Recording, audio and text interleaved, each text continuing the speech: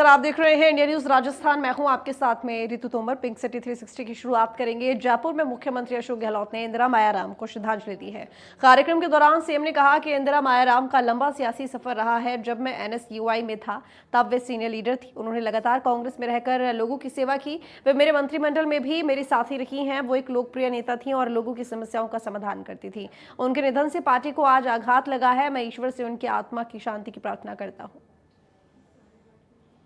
मायाराम जी का राजनीतिक जीवन बहुत लंबा रहा। जब मैं एनएसयू में था तब वो हमारी सीनियर नेता थी यूथ कांग्रेस के अंदर। आप कल्पना कर सकते हैं कि लंबे राजनीतिक जीवन में उन्होंने लगातार कांग्रेस में रह करके जो सेवा की है उनको भूल नहीं सकता। वो मेरे मंत्रिमंडल में मेरे साथी भी थी, तब भी वो पूरी तरह समर्पित थी, प्रतिबद्ध थी और कार्य करने में विश्वास करती थी। मैं देखता था उस वक्त भी सांगानेर की विधानसभा थी उनकी, लगातार लोग आते रहते थे मिलने के लिए। वो समस्याएं लेके हल करवाने का प्रयास करती रहती थी। बहुत ही पॉपुलर नेता थी वहाँ की भी। पूरे प्रदेश में यूथ कांग्रेस के माध्यम से, कांग्रेस के माध्यम से लगातार उन्होंने प्रदेश की सेवा करने में कोई कमी नहीं रखी। आज उनके निधन पे हम लोग सब बहुत ही आघात लगा है और ईश्वर उनको शांति प्रदान करे और पूरे परिवार को इस गहन दुख को सहन करने की शक्ति प्रदान करे। इस परिवार तो आज दुखी है ही है, क्योंकि इतने लंबे समय तक राजनीतिक जीवन में रहना और सेवा भाव से काम करना अपना आप एक अलग भाव होता है। तो ये रेस्पेक्ट उनके प्रति जो है आम कार्यकर्ताओं का, आम जनता का, वो आज लोगों को दुखी करेगा। भाई आज हमारे बीच नहीं रही। देखिए इंदिरा मायाराम जी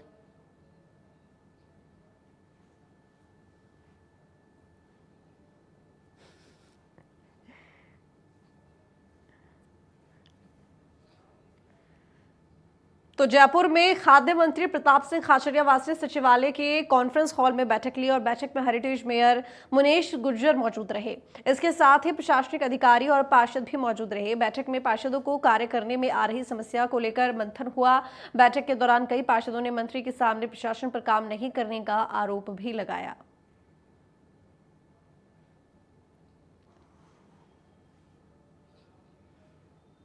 तो प्रशासन शहरों संघ अभियान को लेकर जयपुर में सचिवालय में खाद्य मंत्री प्रताप सिंह खाचरियावास ने बैठक ली और इस दौरान मेयर, पार्षद और प्रशासनिक अधिकारी मौजूद रहे। बैठक में अभियान के तहत पट्टे वितरण की धीमी गति पर मंत्री खाचरियावास ने नाराजगी जाहिर की और वहीं पार्षदों ने प्रशासन पर काम नहीं करने का आरोप भी लगाया। मंत्री प्रताप सिंह ने कहा कि पट्टा वितरण में अगर कोई भी अधिकारी लापरवाही करता है तो उसके खिलाफ कार्रवाई की जाएगी। अभियान के तहत विभाग घर घर जाकर सर्वे भी करा रहा है। पार्षदों के साथ 5 लोगों की टीम भी अब घर घर जाकर सर्वे करेगी। सरकार का लक्ष्य ज्यादा से ज्यादा लोगों को पट्टा देना है। उन्होंने कहा कि प्रशासन शहरों के संग छूट को लेकर बुक भी जारी की गई है। आपको बड़ी खुशी की बात तो ये कि एलएसजी के तो 2,48,375 पट्टे राजस्थान में जारी हो चुके हैं। जनता को इनका लाभ मिल चुका है। यूडीएच के 1,16,914 पट्टे मिल चुके हैं। 3,65,289 पट्टे टोटल इस अभियान में प्रशासन शहरों के संग अभियान में हम दे चुके हैं। ये वो अभियान है जो सिर्फ जब जब कांग्रेस की सरकार आती है तब ये अभियान शुरू होता है। लोगों के सपने होते हैं मुझे मेरे घर का अधिकार मिले। उसी कड़ी में प्रशासन गांव के संग और शहर के संग अभियान शुरू हुआ। प्रशासन शहर के संग अभियान में इस बार सरकार ने बहुत बड़ी छूट दी है। जो अधिकारी पट्टे में दिक्कत पैदा करेगा उसके खिलाफ कार्रवाई होगी। मकसद कार्रवाई करना नहीं है, मकसद पट्टे लोगों तक पहुंचाना है।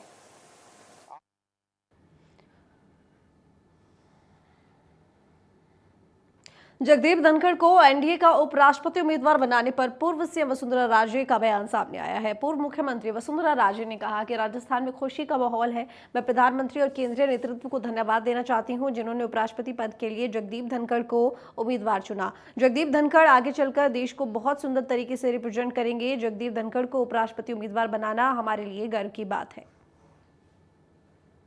उनके अनाउंसमेंट से राजस्थान में तो बहुत खुशी है, क्योंकि हमारे स्टेट को रिप्रेजेंट करते हैं। दूसरी बात, मैं धन्यवाद देना चाहती हूँ अपने नेतृत्व को, आदरणीय प्रधानमंत्री जी को, जिन्होंने इनको चुना, और मुझे पूरा विश्वास है कि ये आगे चल के हमारे देश को बहुत ही सुंदर तरीके से रिप्रेजेंट करेंगे। राजस्थान का हमारे लिए तो गर्व ही है और राजस्थान का गौरव।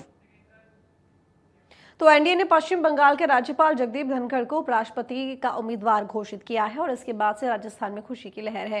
इंडिया न्यूज ने जगदीप धनखड़ के भाई रणदीप धनखड़ से खास बातचीत की है और इस दौरान रणदीप धनखड़ ने बताया कि राजस्थान के लिए ये खुशी का पल है। जगदीप के नाम की घोषणा के बाद से बधाई देने वालों का तांता लगा हुआ है और राजस्थान के लोगों की उम्मीद भी अब बढ़ गई है। वहीं रणदीप धनखड़ की पत्नी सरोज धनखड़ ने भी बताया कि अपने स्वभाव के कारण वे किसी का भी दिल जीत लिया करते थे और हमेशा लोगों के हित में काम किया। एनडीए की ओर से पश्चिम बंगाल के राज्यपाल जगदीप धनखड़ को उपराष्ट्रपति पद का उम्मीदवार बनाया गया है। जगदीप धनखड़ राजस्थान के झुंझुनू से आते हैं और जिस तरह उनके नाम की घोषणा हुई उसके बाद ही राजस्थान में खुशी की लहर देखने को मिली। इस वक्त हमारे साथ खास बातचीत के लिए जगदीप धनखड़ के भाई रणदीप धनखड़ मौजूद हैं। सर, किस तरह देखते हैं उम्मीदवार के नाम की घोषणा खुद आपके भाई के रूप में हुई है? हमारे लिए तो पूरे परिवार के लिए अत्यंत प्रसन्नता का विषय है। ऐसी अपार प्रसन्नता है कि जिसको शब्दों में बता नहीं सकते। राजनीतिक कैरियर की अगर बात करें, कहां से हुई थी जगदीप धनखड़ जी की राजनीतिक शुरुआत? क्या जब स्टूडेंट लाइफ में थे तब से क्या राजनीति में सक्रिय हो गए थे? नहीं, जगदीप भाई साहब ने 5वीं तक की शिक्षा और हमारे गांव में ली। उसके बाद में 11वीं तक सैनिक स्कूल चित्तौड़गढ़ पढ़े, फिर वो महाराजा कॉलेज में आए, फिर राजस्थान विश्वविद्यालय से और LLB की।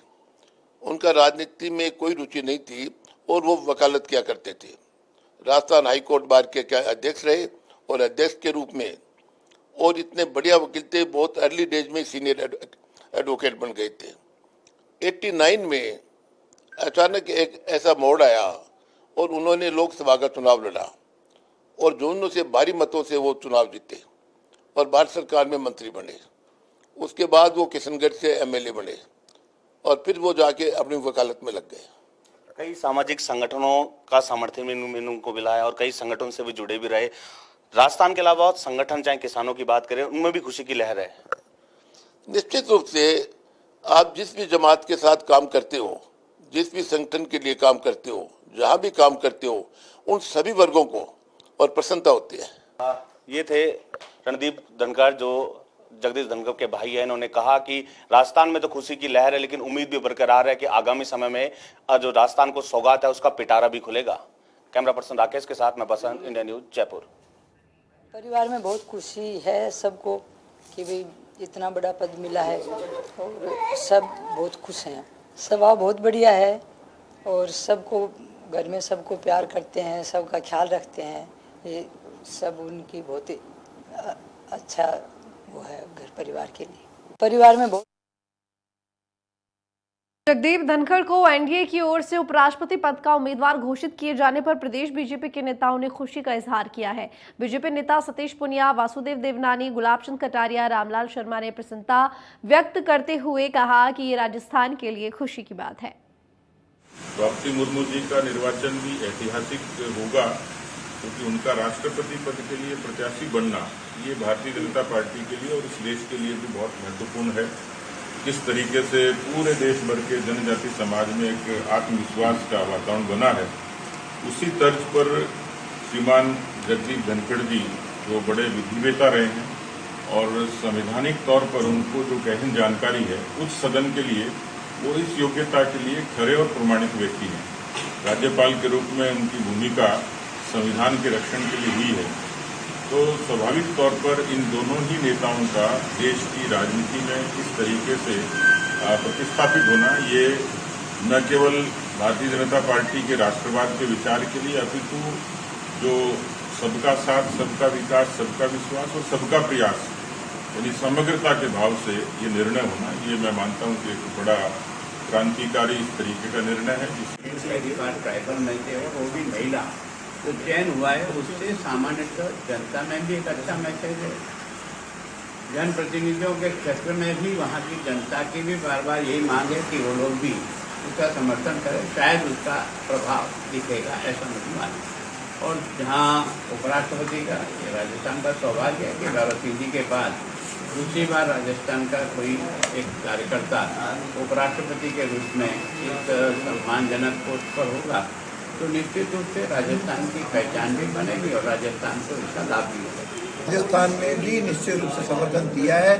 जो गुप्त मतदान है, इसे उनके बारे में अभी नाम बताना क्या उचित नहीं रहेगा, लेकिन जब गिनती होगी तो राजस्थान से कितने वोट मिले अपने आप स्पष्ट हो जाएगा। बीजेपी के से या एनडीए के जो वोट है उससे कहीं अधिक वोट भारतीय जनता पार्टी के उम्मीदवार एनडीए के उम्मीदवार को। एनडीए के जो उम्मीदवार के रूप में द्रौपदी जी का जो चयन किया है, इसको लेकर प्रदेश के अंदर भी अनुसूचित जनजाति के ही नहीं, प्रदेशवासियों के अंदर भी खुशी की लहर है।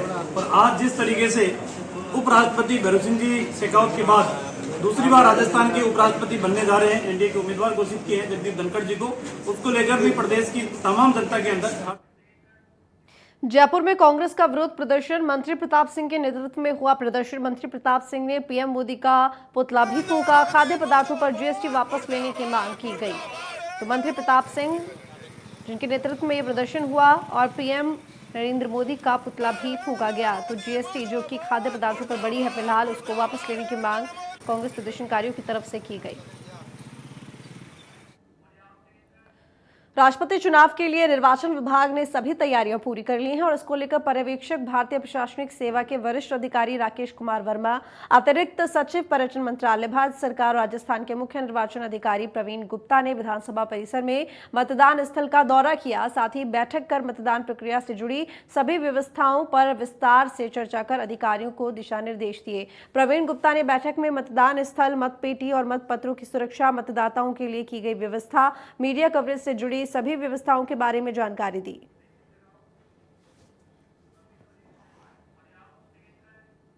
करणी सेना के अध्यक्ष को पाकिस्तान से धमकी, सुखदेव सिंह गोगामेड़ी को मिली जान से मारने की धमकी। पाकिस्तान से फोन पर जान से मारने की धमकी मिली है।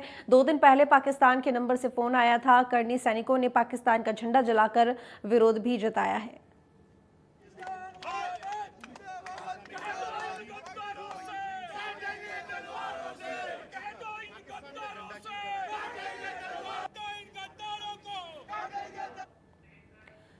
आगे बढ़ेंगे जयपुर से खबर, जहां के बस्सी में सड़क किनारे झाड़ियों में नवजात बच्ची का भ्रूण मिलने से सनसनी फैल गई। सूचना मिलने पर पुलिस मौके पर पहुंची और एफएसएल टीम को बुलाया। टीम ने बच्ची के भ्रूण को जेके लोन अस्पताल में रखवाया है। फिलहाल मामले की जांच जारी है।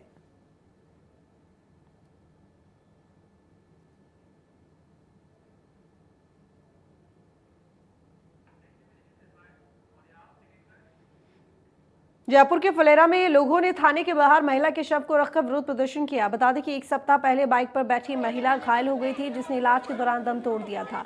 मामले में लोग बाइक चालक की गिरफ्तारी की मांग कर रहे हैं।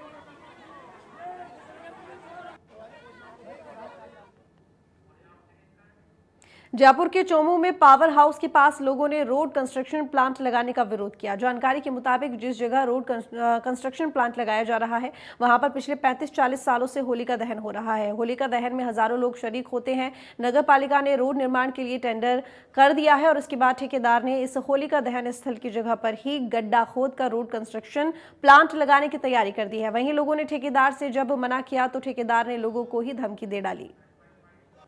यहाँ पे होलिका दहन तो होता है और वहाँ पे महिला कितनी आती है, पूछती है और उसी जगह पे आप लोग है कि खड्डा वगैरह करा रहे हो, वहाँ पे आगे कुछ अपशगुन हो रहा है, तो उसके लिए तो आगे आवाज उठानी पड़ेगी हम लोगों को। होली का दहन है, होली मंगल पे और सब लोग सारी दुनिया भेली होती है। यहाँ पर पूरी चोमू आती है, तो अभी यहाँ क्या काम कर रहा है, यहाँ पर खड्डा खुद रहा है और पास में मंदिर है, हम लोग पूजा करने आते हैं। हमको बहुत परेशानी होती है। सावन का महीना चल रहा है और सत्संग करते हैं, पर सत्संग क्या पर करेंगे हम लोग, तो वो इसलिए हमें इसको रोकना चाहते हैं। ठेकेदार द्वारा कुछ यहाँ पे प्लांट लगाया जा रहा था, फिर मैंने देखा कि वो वहाँ होलिका दहन स्थल पर ही खोदा जा रहा। मैंने उनसे रिक्वेस्ट की कि ये होलिका दहन स्थल है, लगभग 50-60 वर्षों से यहाँ पे होलिका दहन स्थल पूजा होती है। फिर भी उन्होंने बोला कि नहीं, यहाँ पे हमारे को नगर पालिका द्वारा जगह दी गई थी, उसी जगह हम प्लांट लगा रहे हैं। फिर मैंने रिक्वेस्ट की कि और भी जगह है, ये बहुत बड़ी जगह है, यहाँ पे आप प्लांट लगा लीजिए, लेकिन उसकी दादागिरी पूर्वक उसने ऐसे बोला कि यहीं मैं प्लांट लगाना चाहता हूँ। और यहाँ पे क्या है, वो होलिका दहन तो स्थल होता ही है, पास में ही मंदिर है और श्रावण मास चल रहा है। श्रावण मास में महिलाएं यहाँ पे सत्संग का आयोजन करती है और उनके लिए जगह भी नहीं छोड़ी उन्होंने। तो जयपुर के शाहपुरा में नेकावाला टोल प्लाजा पर आई कार्ड मांगने पर अलवर शहर विधायक संजय शर्मा के ड्राइवर ने टोल कर्मी को थप्पड़ जड़ दिया। दरअसल जयपुर जा रहे विधायक संजय शर्मा से मनोहरपुर दौसा हाईवे पर मौजूद नेकावाला टोल प्लाजा पर टोल कर्मी ने विधायक से उनका पहचान पत्र मांग लिया। इस पर विधायक के ड्राइवर ने टोल कर्मी से बहस की और टोल मैनेजर को बुलाने की बात कही। बहस देख मौके पर पहुंचे टोल मैनेजर ने विधायक से माफी मांगी और जाने का आग्रह किया। इसी दौरान ड्राइवर ने एक टोल कर्मी को थप्पड़ जड़ दिया।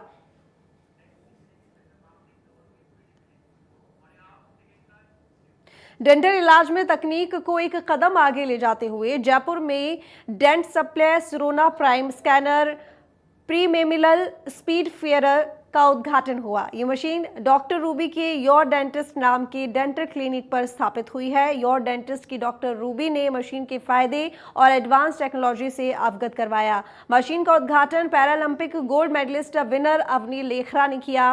डॉक्टर रूबी ने इसे अपना सबसे बड़ा सपना बताया और कहा कि इस मशीन से एक ही सिटिंग में नया दांत लगवाया जा सकेगा और बाहर से आने वाले मरीजों को इससे बहुत फायदा होगा। राजस्थान में किसी भी महिला डेंटिस्ट के द्वारा लगाई हुई ये पहली मशीन है और डॉक्टर रूबी ने अवनी लखेरा के उपस्थिति में महिला सशक्तिकरण की मिसाल भी दी। इस मौके पर डॉक्टर रूबी ने अवनी लखेरा को योर डेंटिस्ट की तरफ से आजीवन फ्री डेंटल इलाज की घोषणा भी की है।